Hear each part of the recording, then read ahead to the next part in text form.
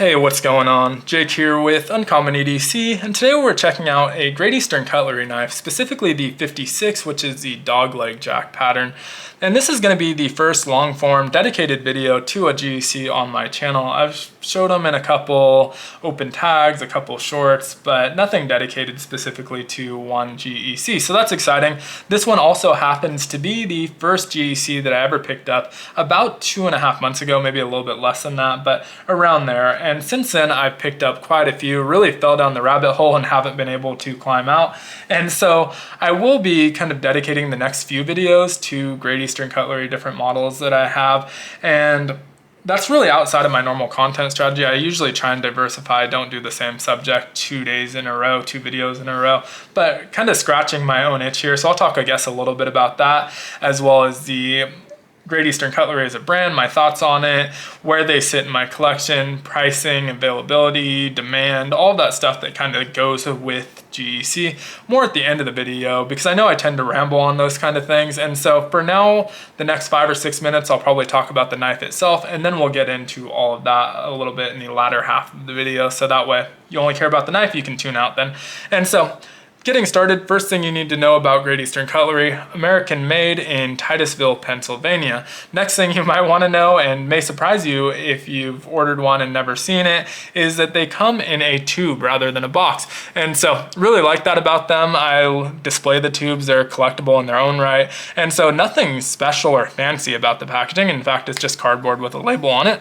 But I think it looks cool and has more displayability than a box. And so I like that. I have a shelf going with these as well as my Jack Wolf tubes, and so just kind of a nice way to display them. Some people even store them in their tubes. I do not, but you can learn a lot about the knife itself from the packaging on the labels on the tube. And so this label is one that I have on a few different models, and so different patterns may have specific artwork that goes with them, and then there's also different tiers. So that's the first thing on the top. Northfield Unexcelled is considered one of their more premium finishings, and so that's the best way I can describe it, is a tier of finishing. This isn't the most premium, there's one above it, but is considered their premium finishing. And so you can kind of tell based on that tier, I don't know what you would call it, designation, but underneath that you get your steel as well. So this is the 1095 carbon steel, so should get a nice patina if you allow it to. Under that you have their contact information, again made in Titusville, Pennsylvania, has their phone number on there as well as their website. And then last but not least is established 2006. So that was something that was pretty surprising to me, actually, with a brand that has this much fanfare, loyalty, demand. Just kind of assumed there was more history and heritage to it, but it's less than 20 years old. And so a lot of traditional knife companies are a lot older than this, and it just kind of shows the quality that they're putting out, the product that they're putting out and fit and finish, that they've been able to, and I guess the limited nature of them, but that they've been able to develop such fanfare in such a short amount of time. And so definitely speaks a little bit to the quality. Now, on top of the tube, you get the model number and the cover material. And so the cover material on this one's Avocado Jigged Bone, but you can learn a lot from that model designation. So the first 2 numbers are going to be your pattern. This is the 56, which is of course that dogleg jack.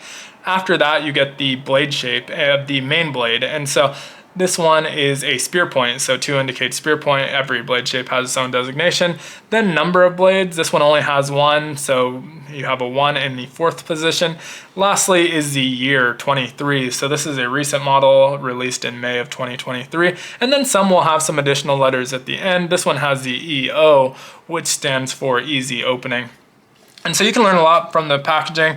Inside, you're just gonna get some wax paper wrapped around the knife to protect it, a do not eat tab to keep everything nice and dry, and occasionally a pin. This one did not come with a pin, but I do have a Northfield Unexcelled pin. Always a nice touch when you get one, but doesn't come with every single one. Now, on the table, we have it in a slip that it does not come with. This sold separately. This one is by GEC as well, only $12.50, and this is their small. And so a really nice slip. I like it that it's a little bit smaller than most smalls. It's about 4.5 inches long by about 1.75 inches wide. And so that makes it a little bit snugger for smaller knives. And so I have a few pretty small GECs, so having a nice snug slip is really nice. Still easy to get in and out of there. Not gonna spend too much time on the slip, but really like their slip. Now, this is the 56 in the Avocado Jigged Bone with that easy opening tab. Fell in love with this basically immediately. Love the coloring. It's not going to be for everyone, but that avocado color is exactly what it looks like, avocado. Some people might think it looks like a baby's diaper or something else, but for me, really hits a chord for me, and so I like that quite a bit. Paired up with the jigging on here, which is really unique. Usually you get these short jigging marks that are kind of repetitive. These ones are really long and distinct, and so really well matched on both sides as well, and you get a much deeper stain, deeper into that groove with the lighter stain coming to the top, and just thinks it looks excellent. And so, like I said, well matched on the cover versus the pal side. I think couldn't be better skills for me. Green's not necessarily my favorite color, but this one in particular really resonates with me. You have the unexcelled shield, which is kind of middle of the road for me. Not my favorite, not my least favorite. Doesn't really detract from the knife for me. I think it looks good. I think it's supposed to be a propeller, so you can definitely see that. Don't necessarily love the lettering on there. I don't always love lettering. I'd almost prefer just a blank shield, but like I said, doesn't detract from the knife. Have that nickel bolster, brass pins, brass liners, really well done fit and finish, completely sealed up, no gapping whatsoever, no light leakage whatsoever, and so completely flush in the open and closed position as well. Now in terms of getting it open, we have that easy open notch, which is really important for this blade shape and pattern of knife because there is a swedge on that spear blade, meaning that if that weren't there, you wouldn't really be able to get a decent pinch grip on here, but pretty easy to pinch grip and a really nice pull on here, a kind of medium pull, I'd say, not especially heavy, but definitely not a light pull. So I like the pull on that quite a bit. This one also has that long pull. So sometimes like the non-Northfield version, I think has a nail nick, but the Northfield has that long pull. And so that's really easy to use, really nice access to it, and feels really good as well.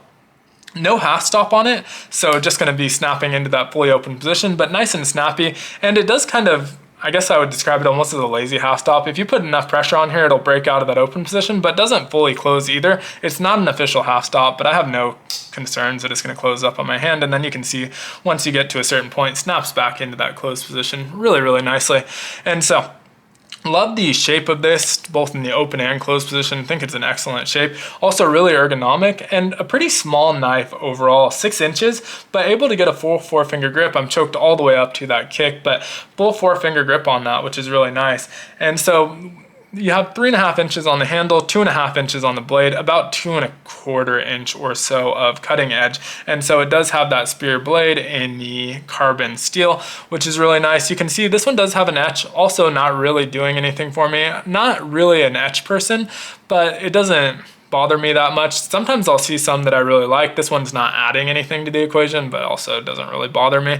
Tang stamp is nice and deep, easy to read. This is a really shiny blade because it is the Northfield Unexcelled, so going to be a fingerprint magnet, but you can see on the show side we have that Northfield Unexcelled tang stamp with Titusville, Pennsylvania right underneath that, and then on the back side that model designation again, GEC and carbon. And so you can't really see the carbon in the fully open position, which is why I have that in the half open position. And we're back. Battery died on me, but we got that all swapped out. I think I left off wrapping up the knife portion. I was about to talk about the weight, I think. So these are weighing at 1.9 ounces, really lightweight in hand. Do end up carrying it in the sheath 99.9% of the time. And so that does add a couple ounces, nothing significant. Still light in the pocket as well. But overall, really love almost everything about this knife. There's a couple of things that are pretty minor. One being that I wouldn't have minded if it were just a hair larger, maybe 5% larger, but still able to get a nice ergonomic 4-finger grip on that. So that's going to be pretty minor. Now, the other thing that I would probably like change would be just a little bit heavier pull. This one is not bad by any means. Nice medium pull on it. I prefer a heavier pull, so that's kind of a personal preference, but it's definitely a decent one. I wouldn't consider it a light pull, which is I'm never a huge fan of. And so wouldn't have minded a heavier pull, but not a deal breaker for me. Now everything else, the handle shape, I love that dog bone handle shape, or dog leg handle shape. The spear blade, also big fan of that, like the long pull and the easy open notch on here. Fit and finish is absolutely perfect, no gapping, everything's nice and flush. And love the cover material. In fact, I would say this is probably my favorite covers of any traditional knife in my collection, which is definitely saying something. I probably up to around 40 to 45 traditional slip joints now, and so that's not including modern. And this is still my favorite after a couple months. Love really everything about it. That deep green that you get inside of the jigging pattern, and the lighter green that you see along the edges and at the top of that bone. The jigging pattern itself, I really like that it's kind of one long continuous stripe on each side and really well matched on both sides. So huge fan of pretty much everything about this knife. Now, with that said, I did want to talk a little bit about Great Eastern Cutlery, because as much as I'm a fan of this knife and all of my Great Eastern Cutlery knives, there's a bit of a reputation of being unobtainable and expensive. And so it's true that these do sell out in seconds, but I've only been collecting GEC for 2 months or so, about 2 months and a week to be specific, since this one arrived. And in that time, I've landed 2 retail. And so it's definitely doable. It's not impossible. Yes, they sell out in seconds. Yes, there's bots and flippers that are buying these up, but not impossible to get. I've obviously been able to snag a couple at retail, and it's always frustrating when you miss out and then you see them show up on eBay 5 minutes later at 2, 3, 4 times the price, and they can be pretty astronomical. And so definitely a frustrating experience, but the retail price of these is pretty reasonable overall. It's more expensive than a case. They're both American made, and so you are paying a little bit more than what you'd pay for a case, but I think it's warranted. You get a lot of different variety in their patterns, some really beautiful cover materials. The fit and finish is better than what you're going to get on a case so far, in my opinion. Obviously your mileage may vary, but case isn't necessarily known for their fit and finish, and so I think that's a worthwhile kind of upgrade. And so retail, you're going to pay 100 to 150 or so for these. Nothing too crazy. Yes, that's getting on the expensive side for a traditional. Coming from the modern locking world, I think that's still in a pretty reasonable and obtainable price range. But yes, more than you're going to pay for Rough Rider or Queen or Marbles, and in fact 5 or 6 times more in some cases. And so it is a bit pricier, but I think well worth it at retail. Now, those secondary prices, it's really going to be up to you. And for me, I haven't found them to be especially unobtainable or pricey on the secondary either. This one I paid, I think, around $110 for. This is the first one I picked up. I paid that on the secondary, that included shipping, and so 110 bucks, not bad at all. I think that's probably pretty close to what this retailed for, although I'm not sure, and I think that's pretty reasonable. Now, I'm up to 7 GECs. 2 of those were retail, so 5 on the secondary. 4 of those 5 were under $120 and all the way down to $90, and so that's pretty reasonable for most of these. I think beautiful knives, excellent fit and finish. I'm perfectly fine with that price point. Now, one of them I did grossly overpay for, and it was an older model that I really wanted to add to my collection, and I knew what I was getting myself into. I was okay with it, but that's kind of a thing you have to decide for yourself. I think if you're savvy, if you're patient, and you're not so picky, that it's possible to get these at a reasonable price. Like I said, 4 out of the 7 were under $120. 2 of those were retail for slightly more. I think 134 was the most I paid on retail. And then obviously the one that I overpaid for, but pretty reasonable prices across the board. And so yes, that does mean that there's some that are in higher demand, like the Northwoods and stuff like that, that if you don't score them retail, you're never going to pick one up. And I'm kind of resigned to that as well. I'm going to continue to chase those retail, but I'm never going to pay $800 for one of these or $600 for one of these. And so that does limit the ones that are available to me, but there are so many that I think look excellent and are equivalent that you can get at a reasonable price. It's just a matter of patience and knowing where to look. Don't buy them on eBay. You will probably get a real GEC, but you will pay 2, 3, 4 times the price. Like I said, you'll see those for $500, $600 on eBay the day of them being sold, so they don't even have them in hand yet. And so don't buy them on eBay, but if you shop around on Facebook, on Reddit, different groups, I've even gotten one of them locally, these are obtainable. And so did want to kind of dispel that myth, although there is some truth to it, of course. Now, the other thing I wanted to talk about is really where it sits in my collection, because I pretty quickly got sucked into that rabbit hole that I haven't been able to climb out of.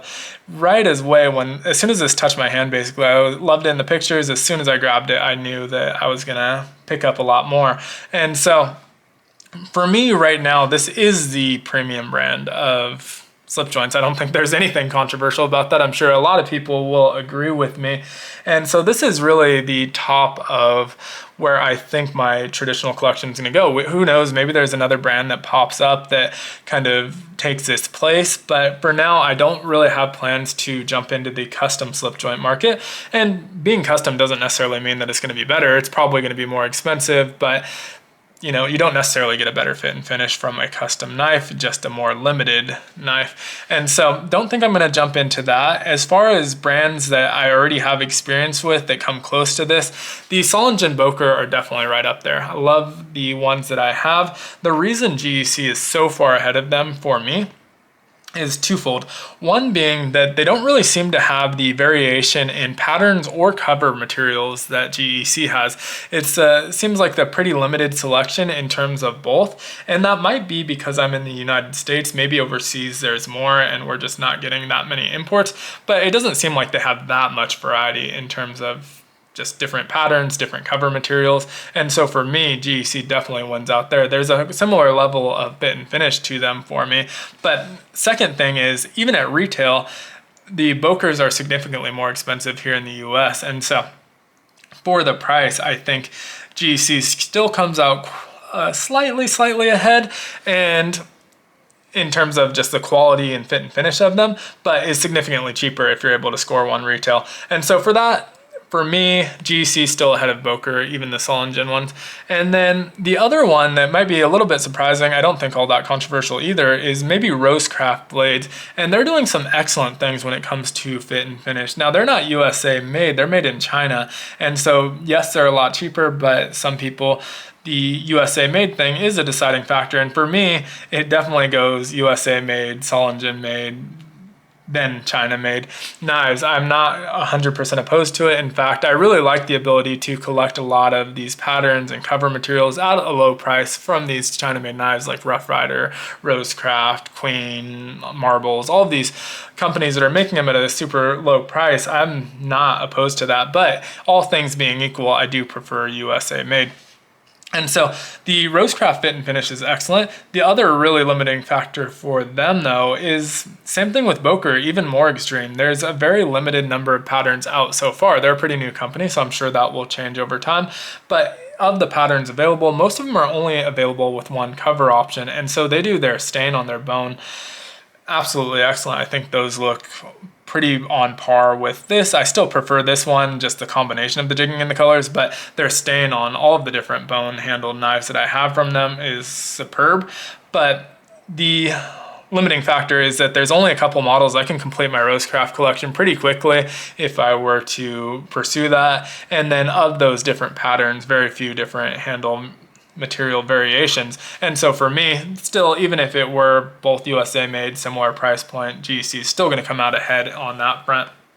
And so really would love to hear if you have anything in your collection that you think competes with GEC that's not in the custom realm. Production knives, it can be limited production like GEC, but really curious to see what people kind of consider in that same tier, because for me, this is kind of top tier in my collection. And so with that said, do plan on doing a couple of GEC videos this week, which if you're not super into traditionals may not be great for you. Feel free to not watch them. I'll be back to my normal schedule next week, but do plan on doing that. Also plan on continuing to collect these. One of the reasons I got into traditional, I'll actually go over all of them here because why not, is one, the history of them. And so I really like collecting these patterns that maybe are inspiring some of our modern knives, but have a ton of history behind them and documented history. And so that's an enjoyable part of collecting traditionals for me. The next thing is that there's a little bit of a, I guess, classic elegance that comes with traditionals. And so that's not something a lot of people consider, maybe it is, but for me, just kind of the classiness of a traditional made me a little bit more interested in picking them up. Now, one of the major factors, though, was the sub-collections. And so, yes, you can have sub-collections in modern locking knives, but with traditionals, there's just so many out there. You can collect a particular pattern across multiple brands. You can collect a specific series within a brand. You can collect a specific cover material. Maybe you just like all saw-cut bone and you want it from every brand. And you can even collect specific sub-collections within a certain brand, or the sub-collection being the certain brand, GEC in this case. And so for me, this seems like the sub-collection that I'm probably going to spend the most focus on. I'm still collecting all of the different patterns that I can, and still buying budget knives for sure, because that's the easiest way to accumulate a lot of those different patterns and cover materials. But for me, I think this is the sub-collection that I want to focus on. And so there's two kind of ways I can go about that. One, and this was my first thought, was really trying to collect every pattern that they make, which is going to be a long haul because they make a ton of different patterns. The second being focusing on some of my favorites and just getting different cover materials and options in that. So haven't decided exactly where I'm going to go, but excited either way of where it's going to take me. Now, these videos, like I said, are going to be focused for the next week or so, and that's really to scratch my own itch. I'm someone who gets hyper focused on something, and so I am super hyper focused on these right now, and if I don't do something to scratch that itch, I'm going to end up buying a bunch of them. And although I do plan on buying them, I'd rather space it out. And so kind of talking about them in videos, a way for me to hopefully satiate that urge. And so we'll see how it goes, but let me know what you think of this knife in the comments below, what you think of Great Eastern Cutlery as a whole, and if there's any knife brands that you think are comparable on like a production level, obviously not talking customs, but that you think are comparable, down in the comments below. But as always, be sure to like, comment, subscribe, hit the notification button if you did enjoy this video, and I hope you have a great one. Take care.